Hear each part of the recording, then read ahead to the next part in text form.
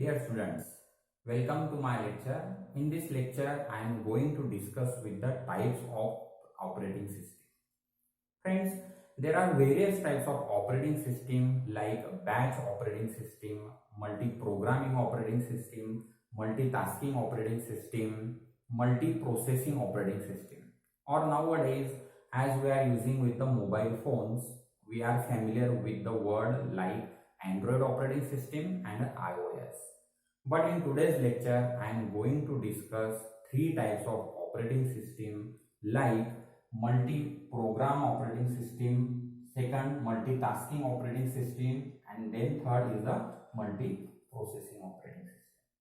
So friends, here we are using the word like processes. So what is the process first? So process is a program which is going for the execution, and this program is now reside in a RAM. We know that whenever we have to execute any instruction or any program, that program should be reside in a RAM first. And when this program is reside in a RAM, it is called as the processes. Or we can say that a job. In operating system, this concept can be termed as a job. So how the different types of jobs are executed, that is the responsibility of operating system, and as per the types of operating system, the procedure is different for different operating system. So let us start with the topic number 1, that is multi-program operating system. Now suppose friends, we have three processes. Means here the user want to execute three programs or three processes which are ready for the execution. Now these processes can be executed only when CPU will be allocated for them. So suppose here we have a CPU. Now as we are discussing the number 1 type, that is multi-program, or it is also called as a multi-programming. So as the name suggests, multi-programming means where multiple programs should be executed. So as we know now, P1, P2 and P3, these are the three processes which are ready for the execution. So now CPU will execute these processes one by one. So as we are discussing with the multi-programming, so CPU will start the execution of the process number 1. So process number 1 is now in a execution mode. Now in case of multi-program, whenever the first process is allocated by the CPU, then this process is executed.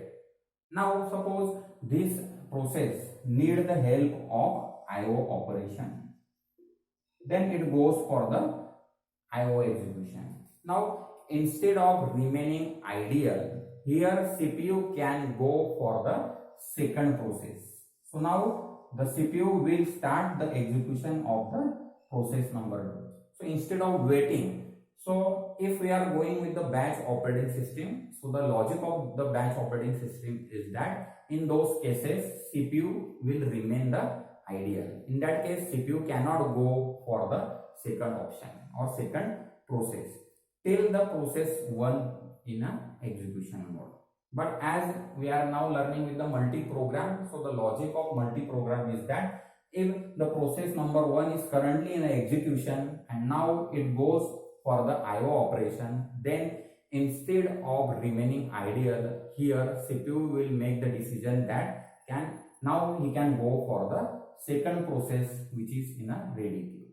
So now P1 is actually executing the IO operation. At the same instant, CPU is now executing the instruction for the process number 2. Okay, and suppose now P2 is again want to go for the IO operation, then CPU can now execution start from the P3 process, and here comes the P3. So this is the logic of multi-program operating system, where multiple programs can be executed, but these programs are not executed at the same instant. Now consider the example where the processes P1, P2 and P3 requires the execution time 15 seconds 5 second and 2 second respectively.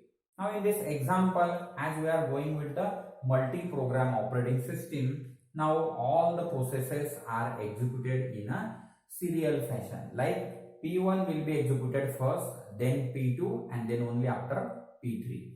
Now P3 is the process in this example which require the very small time, that is 2 seconds for the execution. But in this case, the waiting time for the process number P3 is large. P3 has to wait for the completion of the process number 1 and process number 2, and therefore the waiting time for the process P3 is the summation of these two times, that is 20 seconds. Means P3, the execution time is only 2 seconds, but this process has to wait for a very large time, that is 20 seconds. So this is the drawback of this operating system, and this drawback can be eliminated in a multitasking operating. So second type of operating system is a multitasking operating system. Now in this case, the CPU time is allocated in a fixed manner. So it is called as a quantum time. So say 2 seconds, for example, in this case. So now how the execution will be done in this case? Now the CPU will process the process number 1 for fixed amount of time, that is the 2 seconds. Then again P2 will be executed for 2 seconds, and next P3 will be executed again for the 2 seconds. So this process is known as a content switching. So whenever CPU goes from process number 1 to process number 2, this concept is called as a content switching. So in multitasking, the content switching is done with the help of fixed amount of time quantum, and the fixed amount of time quantum in this example we have considered as a 2 seconds. So process number 1 will be executed for 2 seconds, then next P2 will again execute for 2 seconds, and then third process P3 is also executed for the 2 seconds, and again as we have only 3 processes here, the same cycle will be repeated. So suppose now what happened in a pass number 1. So when CPU now execute the process number 1, and process number 1 will be executed for 2 seconds here. Then when 2 seconds are completed for the process number 1, the content switching is now there, and now CPU will go for the execution of the P2 for again 2 seconds, and then for the P3 again for 2 seconds. So in this way the execution is now possible.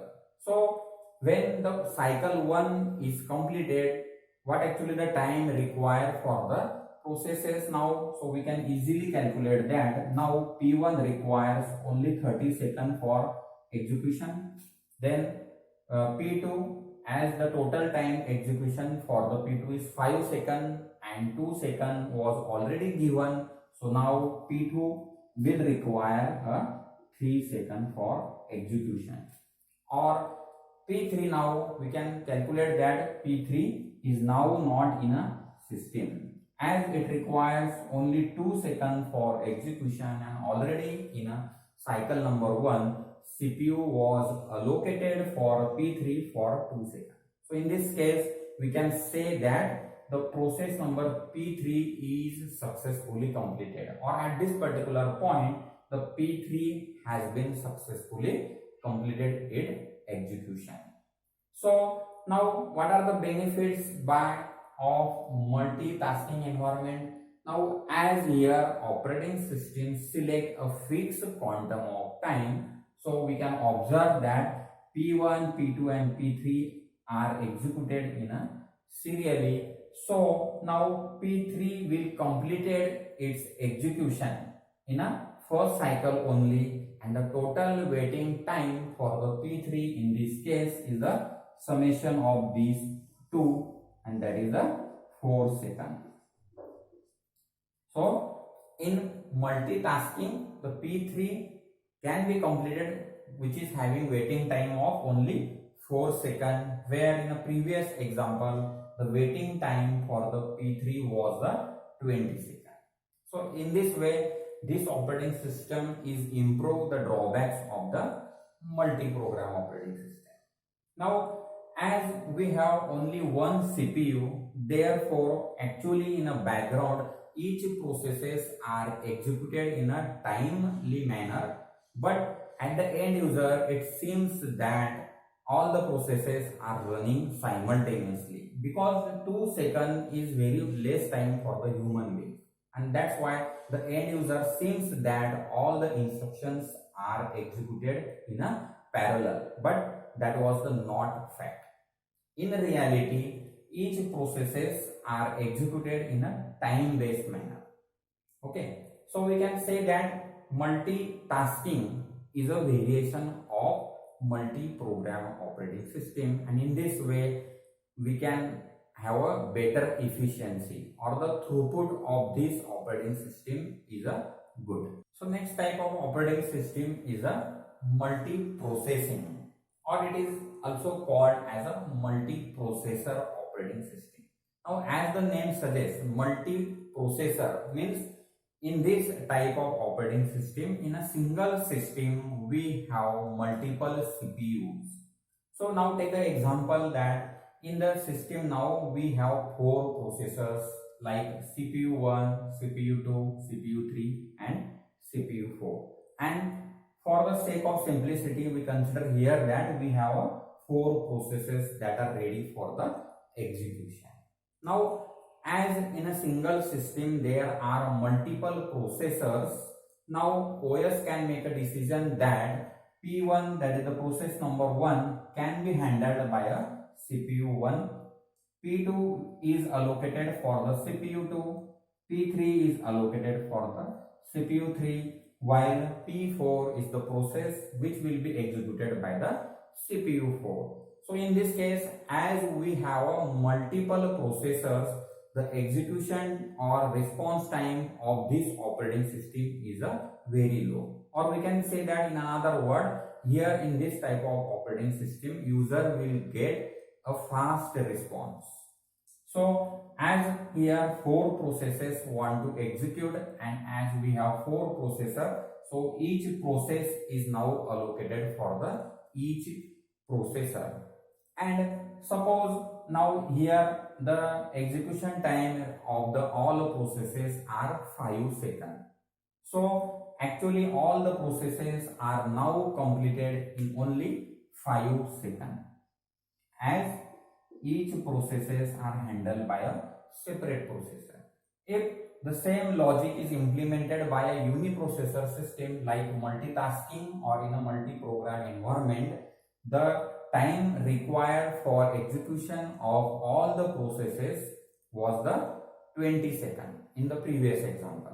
But as we have multiple processors here, each processor will execute the single process, and therefore all processes can be executed simultaneously, and therefore the time required here is not 20 seconds, rather all the processes can be completed in only 5 seconds. So in this way we have completed the 3 types of operating system.